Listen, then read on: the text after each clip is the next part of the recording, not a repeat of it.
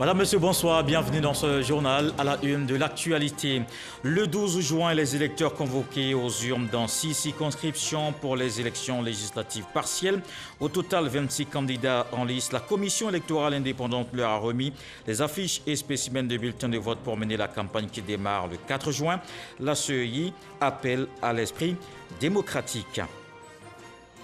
La place des enfants est à l'école et non dans les champs de cacao. Voilà le message que fait passer le Comité national de surveillance des actions de lutte contre le travail des enfants. Les populations exhortées à leur scolarisation, une campagne de sensibilisation menée auprès des communautés de la région de l'Anawa.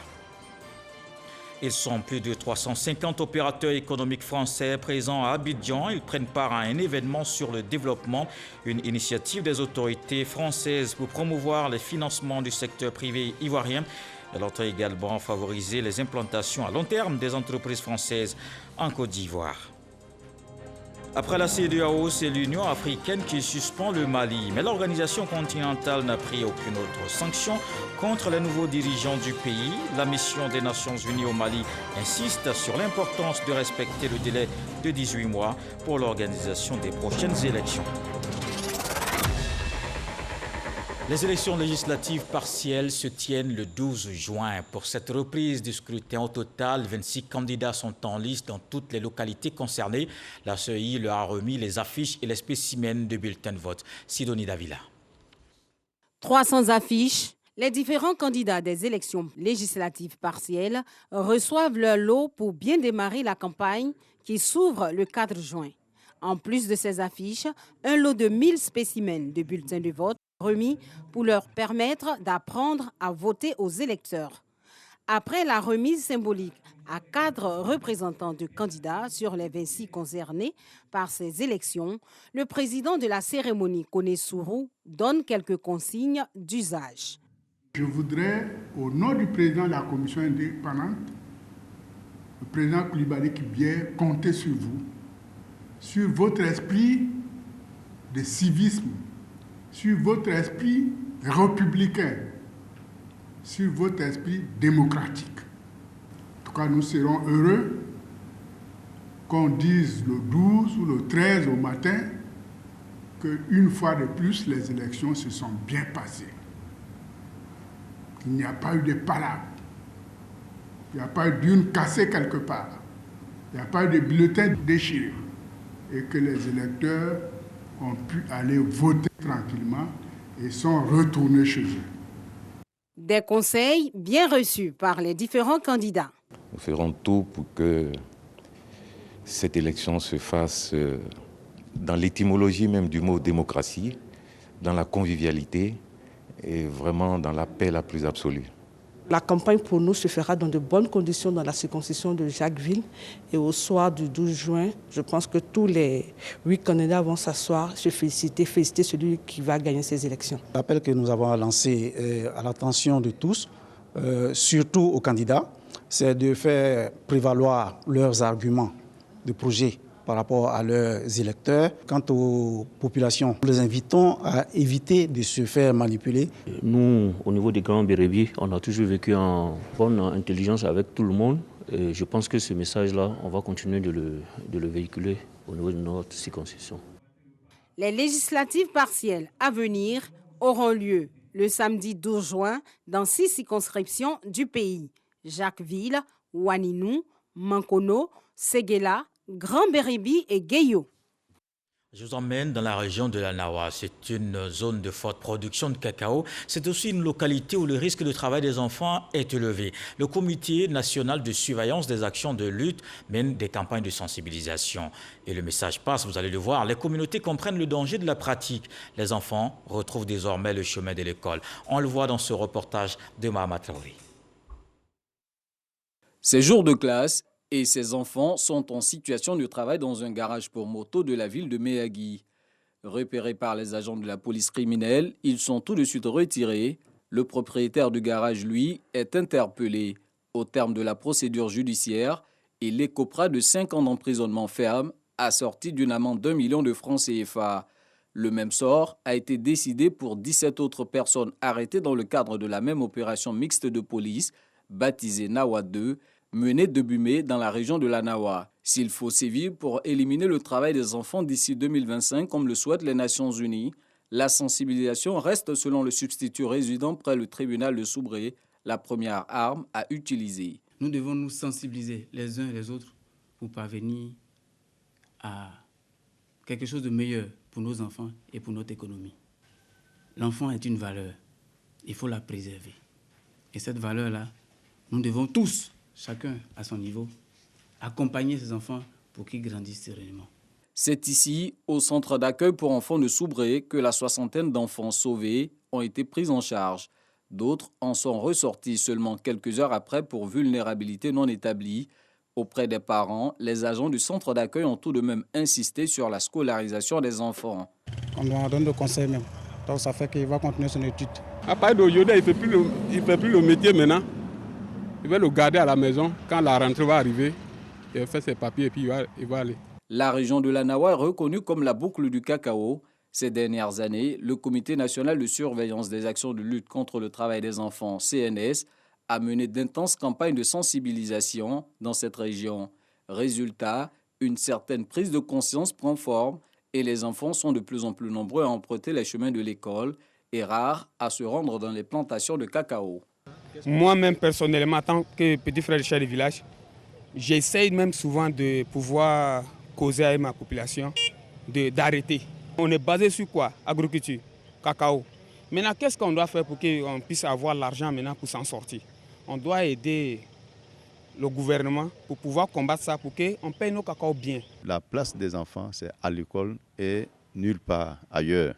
Nous faisons la sensibilisation dans les mosquées, dans les lieux de culte, dans les gares, dans les villages. Ce n'est pas le gouvernement seulement, nous les élus locaux, les chefs de village, les chefs de communauté, tous les chefs de famille doivent se mobiliser pour faire barrage à l'exploitation des enfants dans l'agriculture. Lutter contre le travail des enfants est aussi l'affaire des coopératives agricoles. En 4 ans d'action, la coopérative Koasi de Méagui dit avoir sauvé 65 enfants. Nous aidons à construire des écoles, mais il faut aussi que l'État nous vienne en aide. La voirie aussi pose un problème parce que quand le lieu est enclavé, c'est difficile d'aller jusqu'au fond de la brousse et puis aller faire des écoles. Outre la sensibilisation et l'appui à la scolarisation, les coopératives ont également recours à la remédiation. On trouve une solution pour ne pas que ces enfants-là vont continuer de travailler. Si cet enfant-là il a fait un travail soit de port de charge lourde, on cherche des brouettes pour donner aux producteurs pour que les producteurs n'arrivent plus à envoyer cet enfant aller charger le cacao en bourse. Au début, les producteurs étaient réticents, mais après quand ils ont vu que l'avantage même était à leurs mains et leurs profits, donc pour finir, ils ont commencé à comprendre. La sensibilisation est un maillon clé du 3e plan d'action nationale de lutte contre le travail des enfants en cours d'exécution. Piloté par le CNS, il vise à réduire de manière significative le fléau en Côte d'Ivoire. Pour rappel, le précédent plan de lutte, exécuté sur la période 2015-2017, avait permis de sensibiliser plus de 2 millions de personnes. Le travail des enfants, l'impact de la sensibilisation, un sujet de Mahama Traoré. C'est un partenariat qui se veut gagnant-gagnant. La naissance du club Agro Côte d'Ivoire-France, le ministre français du Commerce extérieur et le ministre d'État, ministre de l'Agriculture ont parrainé l'activité. Les défis portent sur la compétitivité du secteur et la transformation des matières premières. Les explications de Noël Yagno. Résidence de l'ambassadeur de France en Côte d'Ivoire, le club Agro Côte d'Ivoire-France, porté en terre en 2017, à l'occasion de l'édition du Salade de cette année-là, passe de l'informel au formel. Cela avec la caution du ministre français du Commerce extérieur et de l'Attractivité, du ministre d'État ivoirien de l'Agriculture et du Développement rural. Vocation de ce club, être au service du développement de l'agriculture et de l'agroalimentaire de la Côte d'Ivoire dans un partenariat gagnant-gagnant avec la France. De travailler ensemble dans un état d'esprit de partenariat total, gagnant-gagnant, au service du secteur agricole et agroalimentaire que nous partageons. Nous sommes 2 puissances agricoles mondiales qui, de fait de leur amitié, de leur histoire, de leur savoir-faire, veulent les mettre en commun dans un objectif partagé. Nous attendons beaucoup du club agro pour une montée en puissance des investissements privés français dans les domaines de la conservation, de la logistique et de la transformation de nos matières premières sur place. J'encourage donc le Club Agro à s'intéresser à toutes les filières car il y a beaucoup de niches non encore exploitées et qui constituent des opportunités réelles à saisir.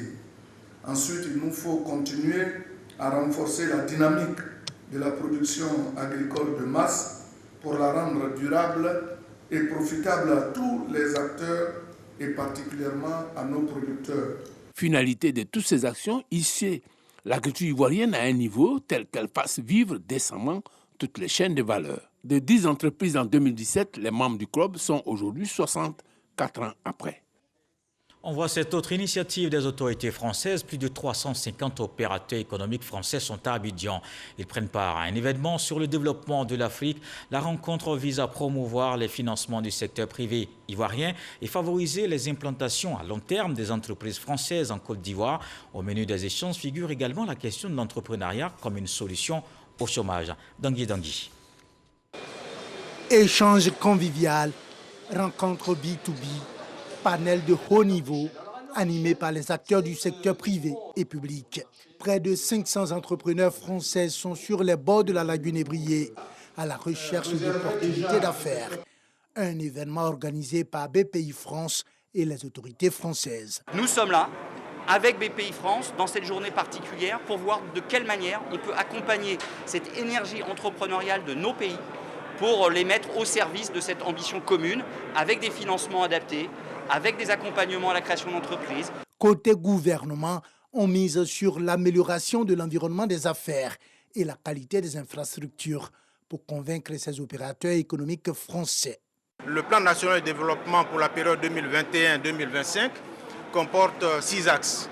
Avec ces 6 axes-là, on peut trouver là-dedans des projets d'investissement dans tous les secteurs, notamment secteur éducation, secteur de la santé, mais également tout ce qui est formation digitale.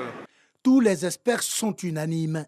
Il faut chercher une bonne partie des solutions à la relance économique et aux problèmes de chômage des jeunes dans la promotion de l'entrepreneuriat. Reste maintenant à lever les freins à l'éclosion des entrepreneurs. D'abord le financement. Beaucoup de jeunes sont porteurs d'idées, mais sont confrontés à un problème d'accès au financement, surtout de la part des banques. Il y a un problème de formation de ces jeunes. On ne peut pas partir d'une idée et devenir entrepreneur. Il faut un minimum de formation. Entre autres objectifs de la plateforme Inspire and Connect Africa, valoriser les implantations des entreprises françaises à long terme sur le territoire ivoirien et donner de la visibilité à leur savoir-faire. Des partenaires vont accompagner l'autorité de la mobilité urbaine du Grand Abidjan. L'Agence française de développement apporte 850 millions de francs CFA, un soutien dans la phase de structuration en l'aidant à replacer la mobilité au cœur des politiques publiques. Une convention signée pour donner un coup d'accélérateur au projet. Le document paraphé sous le regard du ministre des Transports Amadou Koné. Lansine Bakayoko. Malgré les investissements réalisés, 60% des 5 millions d'habitants que compte Abidjan, capitale économique ivoirienne, ont encore des difficultés de déplacement. 2 années après sa création, l'autorité de mobilité urbaine du Grand Abidjan, AMUGA, censée résorber la question, a besoin de financement pour les activités techniques nécessaires à son déploiement. Grâce à la convention que nous signons aujourd'hui et grâce à l'expertise qu'elle permet de mobiliser, la France pourra vous soutenir dans l'élaboration de la mise en place de votre stratégie qui débouchera sur une offre de mobilité de haut niveau à Abidjan. Cette convention tripartite signée entre l'autorité de mobilité urbaine dans le Grand Abidjan, l'Agence française de développement et l'association coopérative pour l'amélioration des transports urbains et périurbains Kodatu va permettre à l'AMUGA de bénéficier d'un appui technique d'un montant de 850 millions de francs CFA. De façon spécifique, les activités proposées dans le cadre de la coopération technique porteront sur un appui à la consolidation de la structuration de l'AMUGA, un appui technique spécifique sur les chantiers stratégiques, notamment sur les sujets de modernisation du secteur artisanal, la mise en place d'un observatoire de la mobilité urbaine dans le Grand Abidjan et surtout l'interopérabilité des différents modes de transport urbain. Le gouvernement, via le ministre des Transports, s'engage à actionner tous les leviers pour une meilleure efficacité de l'appui financier. Je voudrais vous remercier les équipes qui ont cru à cette autorité, qui croient à l'importance de cette autorité dans le dispositif de mobilité urbaine à Abidjan. À terme, les pouvoirs publics cherchent à améliorer la fluidité du trafic à Abidjan et à moderniser, entre autres, les transports artisanaux avec le renouvellement de la flotte de taxis et de minibus.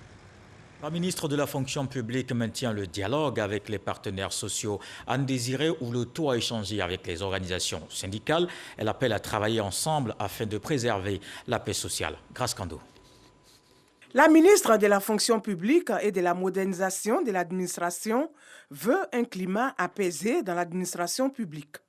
Anne Désiré Ouloto échange avec les différents membres du comité de dialogue social. Objectif, travailler en synergie de manière à œuvrer à la préservation de la paix sociale. Nous avons toujours souhaité que le dialogue soit au centre des relations entre l'administration et les partenaires sociaux, les syndicats.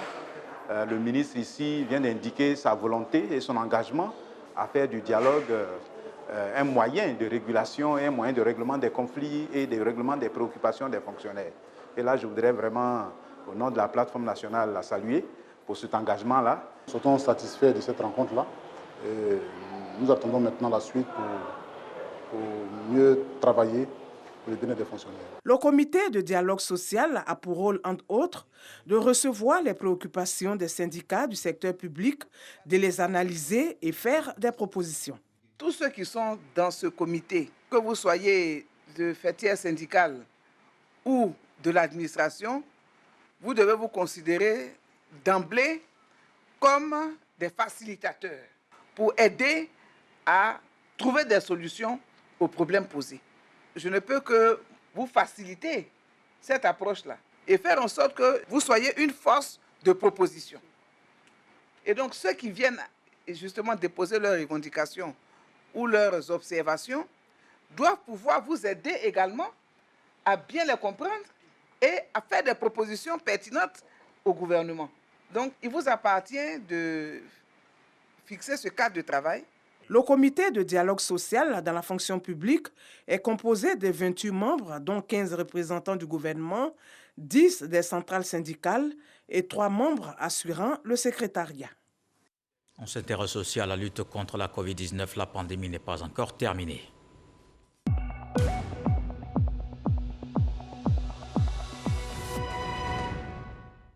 Le ministère de la Santé, de l'Hygiène publique et de la couverture maladie universelle a enregistré ce mercredi 37 nouveaux cas de Covid-19, 46 guéris et pas de décès.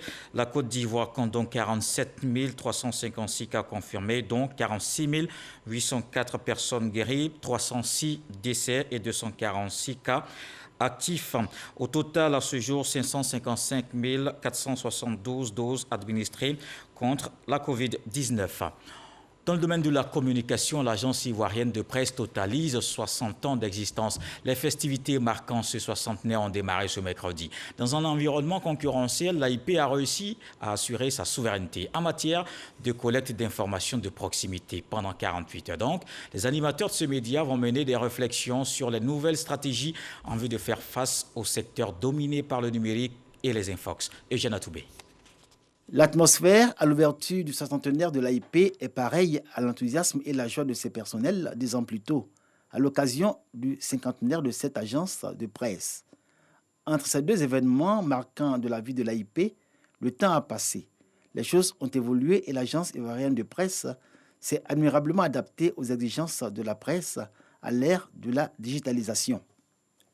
Responsable de desk, journaliste pigiste et chef de bureau régional, relève au quotidien le défi du positionnement dans un univers médiatique obligé de s'adapter aux besoins de reliance des consommateurs d'informations, non sans quelques propositions. Nos souhaits, l'amélioration de nos conditions de travail et puis l'ouverture du circuit d'information pour que l'accès à l'information soit encore plus facile. Il faut qu'on fasse venir nos productions à Abidjan. Nous pensons que si la production est traitée au niveau régional par des professionnels qui sont sur place là-bas, il n'y a pas de raison qu'on ne soit pas encore plus efficace. L'agence ivoirienne de presse, 60 ans après sa création, demeure au service de l'information avec la même passion. Témoins de cette réalité, les invités de marque, notamment le ministre de la Communication, des médias et de la francophonie, Amadou Coulibaly, et le président du Sénat, Jeannot Ahoussou-Kouadio, dont le message de félicitations et d'encouragement est délivré par son directeur de cabinet. Conan Simplice n'a pu s'empêcher de rappeler sur le ton de l'émotion le temps des interventions des correspondants de l'AIP à la radio nationale. Aujourd'hui, ils sont présents à la télévision avec la même ferveur et le même enthousiasme pour une plus grande visibilité des régions de Côte d'Ivoire. Cette collaboration avec la RTI, étendue au quotidien Fraternité Matin et bénéfique à l'AIP, permet au premier média de service public ivoirien, en 60 ans d'existence, d'élargir son offre en termes de contenu. Pour 2021, on va proposer à nos clients texte, photo, vidéo, parce que maintenant on ne veut plus vendre que la dépêche. On doit se rencontrer à une séance de travail, chacun présente ses offres commerciales ou même ses offres de production, et puis on échange. Des médias comme la RTI ou Fraternité Matin, des médias de service public, ont déjà anticipé en utilisant au cas où ils n'avaient pas de correspondants, les correspondants de l'AIP comme correspondants de leurs différents organes. Aujourd'hui, il est important que tous ces médias de service public puissent mutualiser leurs moyens, leurs efforts, tout comme leurs ressources humaines, et ça leur permettra d'être beaucoup plus efficaces. Une journée porte ouverte va clôturer les festivités à Abidjan, soixantenaire célébrée de façon éclatée tout le long de l'année 2021 à l'intérieur du pays. Pour rappel, l'agence ivoirienne de presse dispose de 16 bureaux régionaux et 64 correspondants pigistes. 100 jeunes stagiaires volontaires sont aujourd'hui resocialisés. Ils constituent la deuxième vague du centre civique de Bembresso dans la commune de Songon. Ils ont acquis durant leur formation une qualification qui leur permet d'intégrer le milieu professionnel grâce au métier qu'ils ont appris.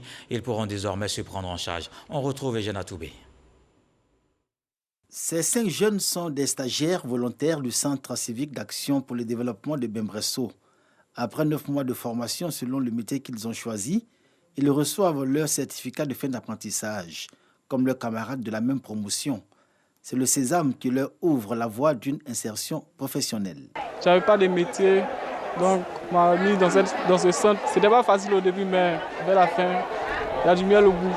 Ça va m'aider beaucoup à gagner du travail. Je suis très bien contente que mon fils ait son certificat. Parce que vraiment ici, le ministre nous a dit que si les enfants sont sortis d'ici, ils vont travailler.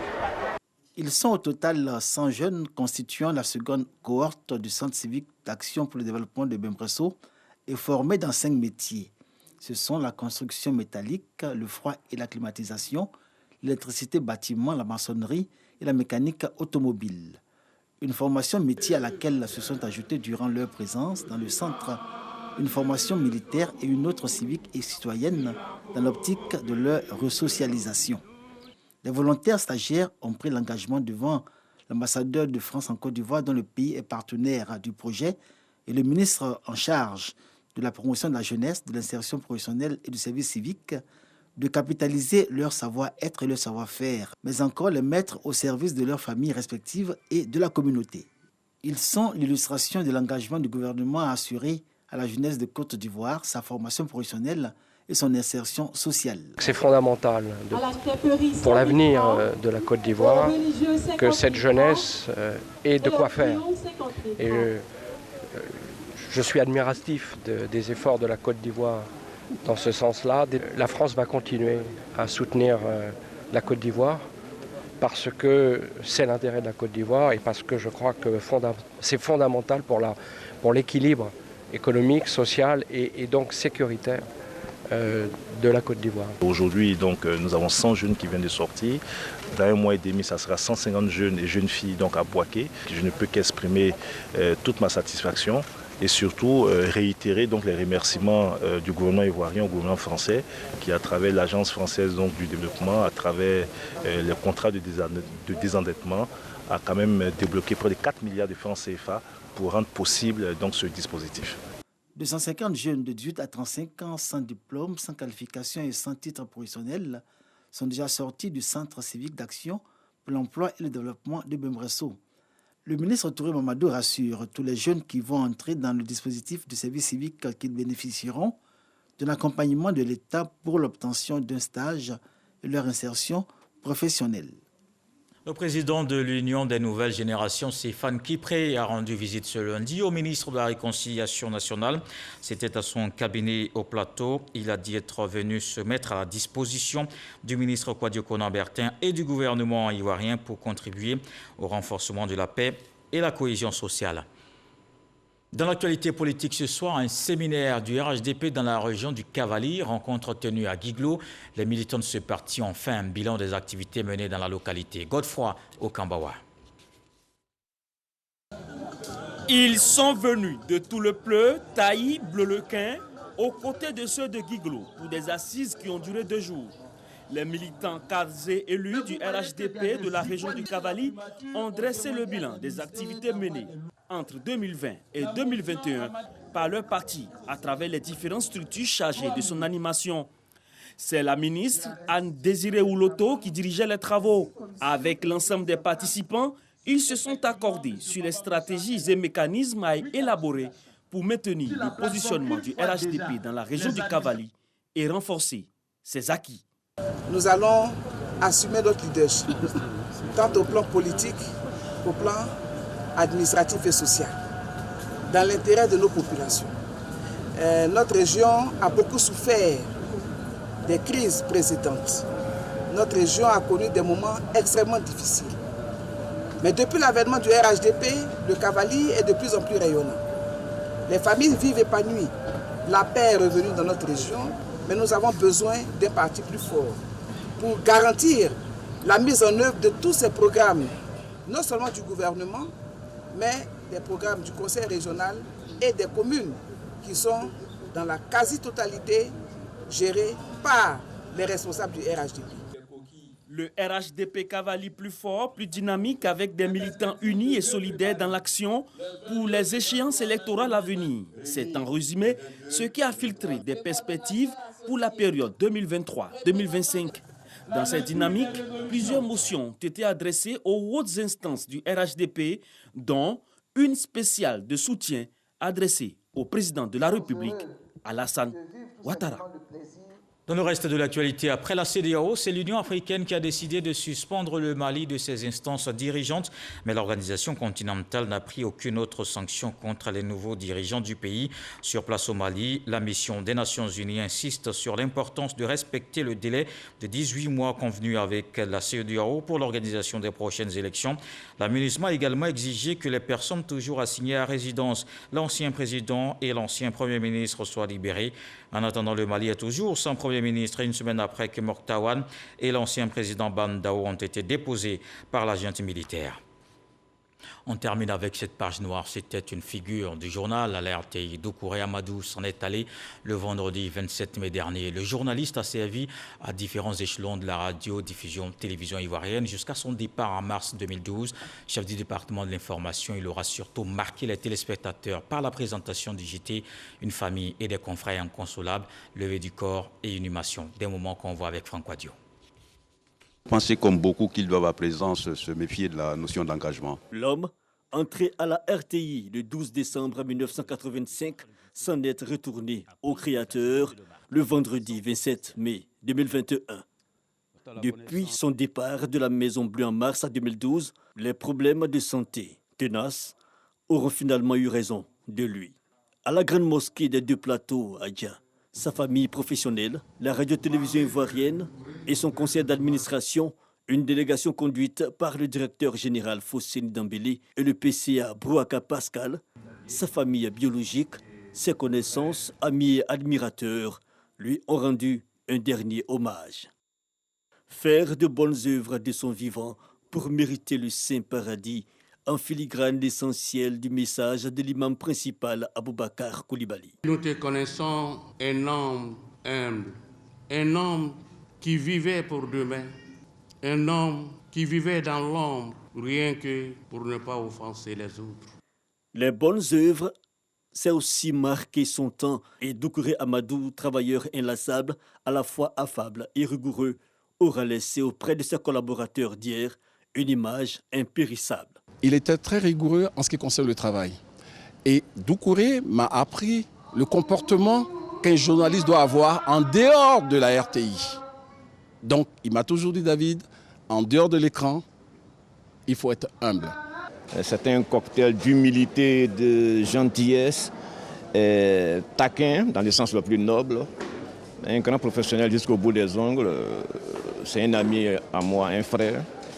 Il m'appelait jamais Lévi, il disait toujours Livaï. Et pendant des années, j'ai travaillé avec Doucouré. Je dirais que nous avons travaillé en parfaite intelligence. Il n'y a jamais eu d'accrochage entre nous.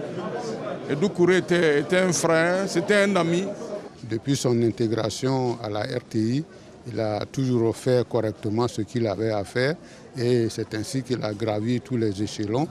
Doucouré était un excellent journaliste, un excellent présentateur, un présentateur consciencieux, qui savait construire son journal, qui avait les mots justes. J'ai beaucoup d'admiration pour lui, c'est l'un des grands. Emmanuel Gratier-Lavry, Viviane Haïmin, Michel Kofi et bien d'autres, étreints par l'émotion, n'auront pas eu les mots pour traduire leur attachement aux disparus. Ancien chef du département information nommé le 1er juin 2008, sur la première, Doucouré Amadou, 62 ans, journaliste présentateur et diplômé des sciences juridiques de l'université d'Abidjan-Cocody. Il laisse inconsolable une veuve et 3 enfants. Adieu.